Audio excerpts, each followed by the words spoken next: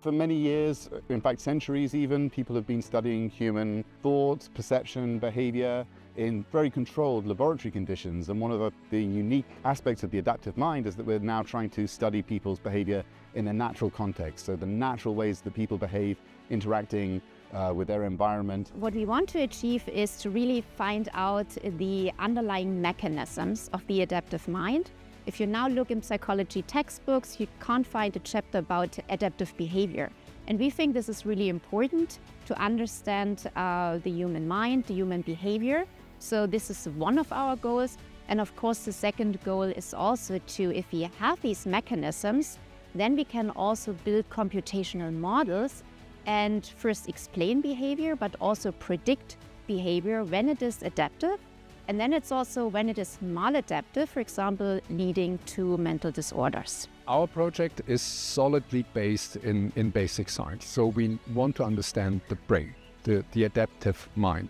At the same time, of course, we also have a possible transfer in the back of our head. Humans are still so adaptive. We learn one thing and then we can immediately do something else. All AI systems that we know, they are not in any way as adaptive as humans are.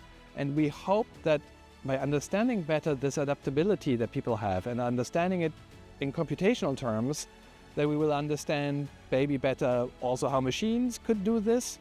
So it's a broad spectrum of results that we think will result from this new science of thinking about behavior in computational terms. And another is also, in terms of mental health, understanding the adaptive processes that allow people to recover and maintain a stable recovered state after they've suffered from some kind of episode of psychopathology. It's very important that we understand those processes. So we're hoping that in the process of doing basic research on their conditions, that we'll also be able to, in the long run, maybe offer new opportunities for diagnosis and treatment.